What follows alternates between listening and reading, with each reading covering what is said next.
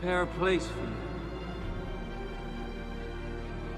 Go into all the world and preach the gospel to all nations.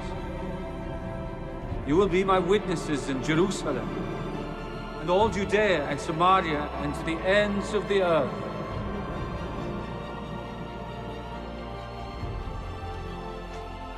And know that I will be with you always.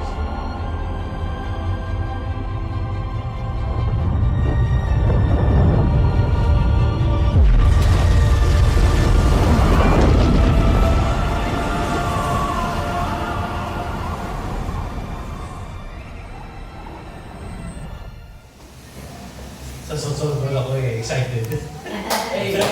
Sa dami namin napuntahan to I guess, Spain kami, Barcelona, France.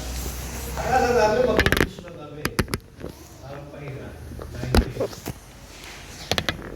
Akit namin doon sa cruise line.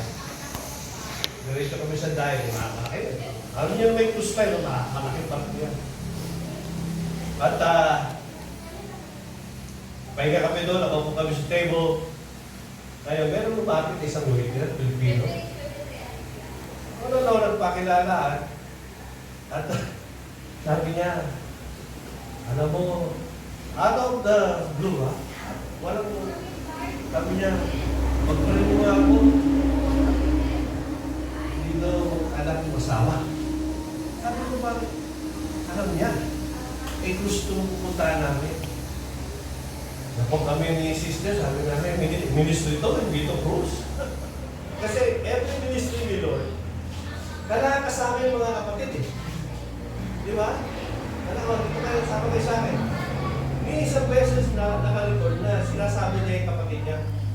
Pag siya napunta sa Capernaum, di yan kasama. Punta sa Samaria, di yan kasama. Lahat yun, di kasama. Hanggang sa Sea of Galilee, hindi niya kasama ang mga kapatid niya. Akala ko kahit hindi kasama kasi hindi sila komplikado.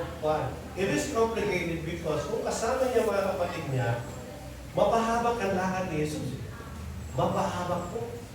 Meron wala sa tutulog. Pwede ba niya itulog yung mga kapatid niya, magulong niya sa isang sapa? O, kasi gano'n na sila matutulog eh.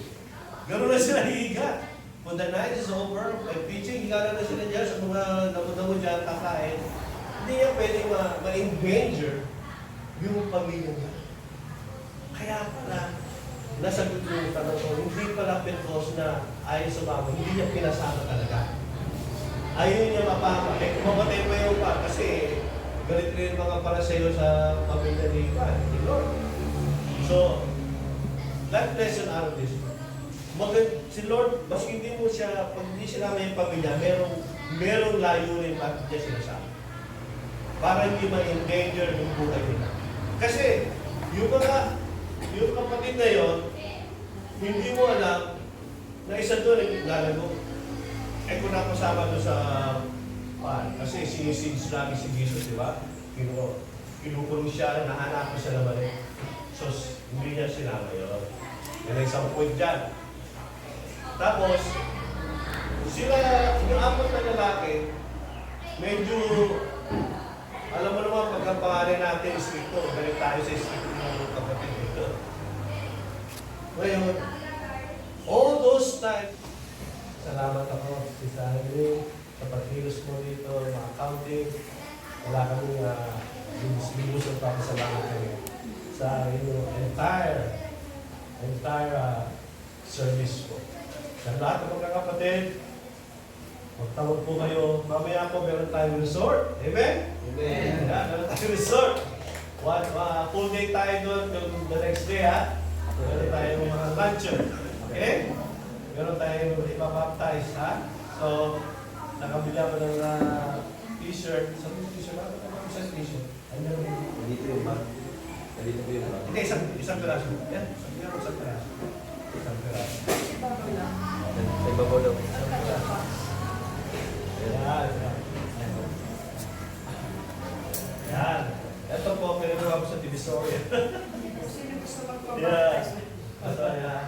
Wow. Susod ka. Yung scripture. Baptismo 2026. Ito po. Ngayon, ang baptismo po, i-explain ko doon sa resort na. Opo. Kung bakit dapat, para maintindihan hindi na tayo maglulubo, meron po yung konting teaching na 30 minutes. Para ready po kayo, naiintindihan nyo, hindi kayo just dilubog, at hindi kayo alam maintindihan natin bakit binabaptismo ang isang Kristiyano. Because kaya tayo binabaptismo, the book of Acts, chapter 2:38, may maraming mga scripture tayo, so Matthew 22. Bakit? Because ligtas na tayo. Hindi yung baptismo nakakaligtas. Kaya tayo nagpapabaptize by water immersion kasi po tinanggap na natin ang Panginoon. Sa po singsing na ay kasal. Kami, kasal ka na pala. Merong simbolo eh. Isang singsing yan na tayo na kasama ko siya, kasama niya. Ganun rin yan. Pero ang baptismo ng water immersion, hindi ka masisave. Save ka na, kaya nagpapabaptize. Naintindihan niyo ba? Salamat. Maraming salamat, Panginoon, tayo mo. Lord, napakabuti mo sa amin, Lord, sa pamilya ng Uganda, Gadonia, sa lahat ng kumilos. Yes. Pastor Edwin, Pastor Manding, Boots, and ano man nung mission kumilos, Sister Annalyn, lahat po atin dito, lahat ng tumugtong mga kapatiran, Lord, biyaya, mercy and grace sa lahat ng gagawin nila. Kami po ay traveling mercy, papunta kami sa Innocent na meron kami konting baptismal by water na may kasamang fellowship and luncheon. Salamat po sa mga financial na binigay sa amin.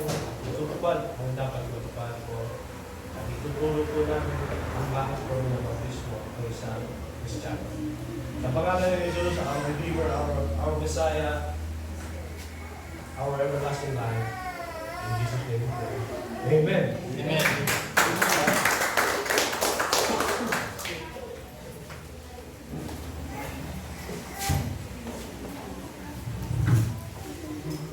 Praise God, salamat sa Panginoon.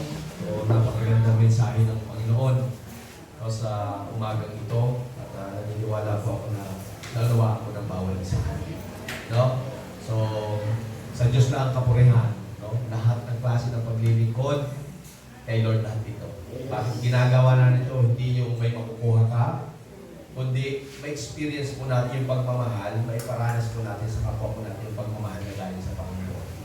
Sabi ko nga, for all the years na 26 years na rin ako naging Kristiyano, nung ako tinawag ng Panginoon, wala akong diniser sa puso ko yung makapaglingkod sa Diyos na walang iniisip na kabalikan. Ang gusto ko lang, sabi ko nga sabi ko, may share ko din yung kabutihan ng Panginoon. Kaya, sabi ko, lagi kong sinasabi sa mga kapatiran, sabi ko, maglingkod tayo na may kaganapan sa puso. Yung bang walang kapalit, yung bang parang walang bayad, yung bang ay pupunta ako dyan para makapaglingkod sa iba, kasi si Jesus na, di ba? Bumaba sa lupa para maglingkod, hindi para magsilbihan. So, salamat sa Panginoon, tayo po ay dadako sa pangalawang gawain, no? Yung sa huling hapunan ng Panginoon, pag-alala po natin. So, tayo po ay tumayo.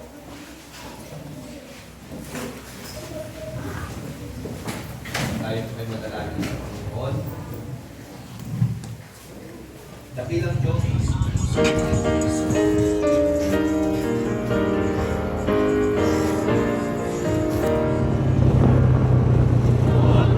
Christian soldiers marching as to war with the will of Jesus going on before.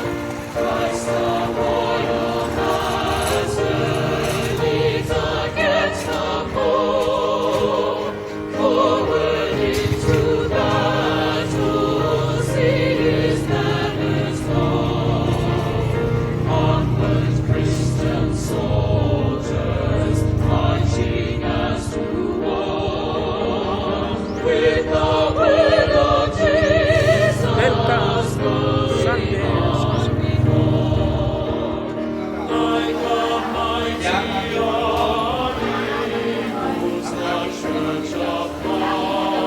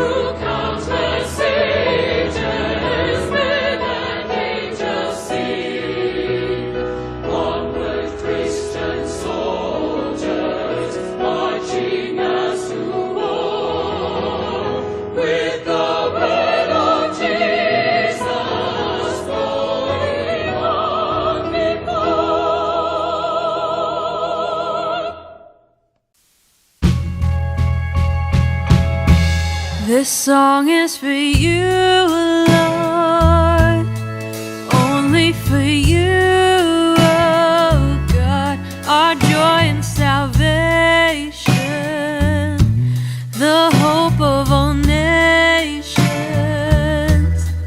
Here is our love, Lord. Thank you for all you've done. All praise to the Father, Spirit, Son. No one is loved and adored in all the world more than our Savior, Jesus Christ our